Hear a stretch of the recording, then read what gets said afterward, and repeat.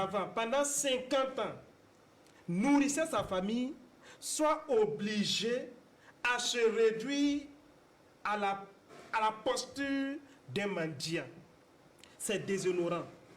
Il y a des vieillards qui sont morts, qui se sont donné la mort, tout simplement parce qu'ils ne peuvent plus cultiver dans leur village, ils ont été chassés.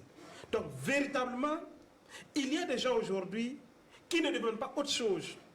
Ils veulent simplement que l'État puisse leur permettre de regagner leur localité d'antan, d'où ils ont été chassés par ceux-là qui ne réclament rien d'autre que la mort des autres. Donc, à ce niveau, ce que le gouvernement a déjà fait comme travail pour permettre aux populations de regagner leur village, il faut saluer et encourager le gouvernement et tous les Burkinabés à se donner la main pour que le nombre de Burkinabés qui sont encore dans le lot des déplacés internes puissent bientôt regagner leur village.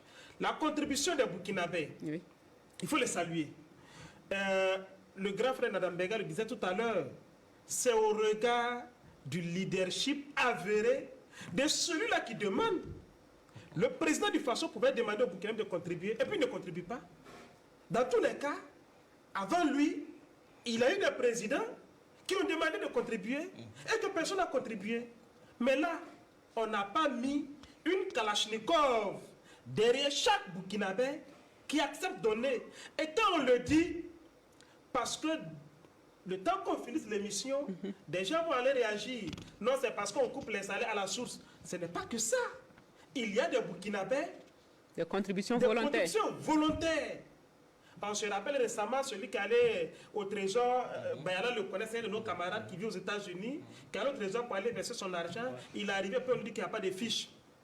Quand on dit qu'il y a du sabotage par moment, comment quelqu'un qui envoie son argent comme contribution volontaire, vous lui dites qu'il n'y a pas de fiches qu'il puisse remplir.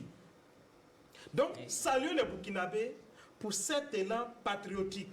Saluons cet engagement que chaque Burkinabé a pris d'aider les autorités. Le président l'a dit hier.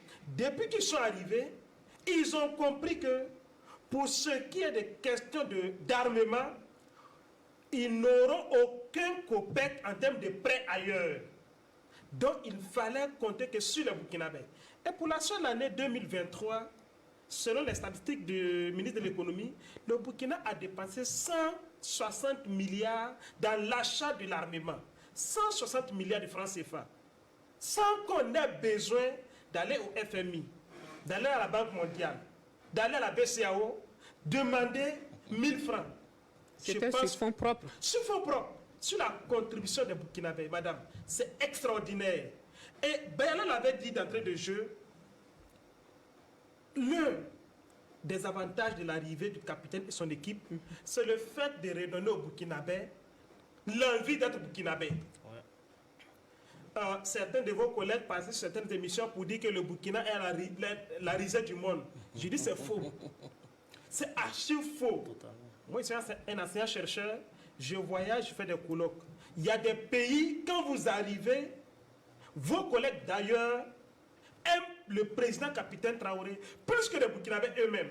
Et certains ont pour seule prière que ce que vous avez entamé chez vous réussisse. Parce que nous sommes sûrs que si vous réussissez, vous allez nous entraîner, madame. C'est une fierté. Et je pense qu'après Thomas Sankara, il a fallu encore l'arrivée du capitaine Traoré pour que nous nous ressentions véritablement burkinabés, c'est-à-dire des hommes intègres, des hommes qui aiment leur pays et qui se battent. Et je vais terminer sur un aspect, il va chuter comme vous le dites. Pourquoi chuter avant, doucement. Je chute doucement pour ne pas me fracasser les jambes. Pourquoi avant, les mêmes militaires que certains félicitent aujourd'hui parce qu'ils font des exploits là, mais refusent de féliciter le président. Mais autant de rocs là, c'est les mêmes militaires. C'était les mêmes militaires. Pourquoi ils ne faisaient pas ces exploits là? Je pense que chacun, dans son fort intérieur, sait que c'est la dynamique au sommet de l'État qui est bonne. Voilà pourquoi les mêmes militaires d'hier, dont on avait l'impression qu'ils n'étaient pas militaires, ils étaient efféminés, Ce sont les mêmes militaires-là aujourd'hui qui, au lieu d'attendre d'être attaqués pour se défendre, vont à l'offensive et que les terroristes refusent le corps à corps avec notre armée aujourd'hui. Il faut saluer cela.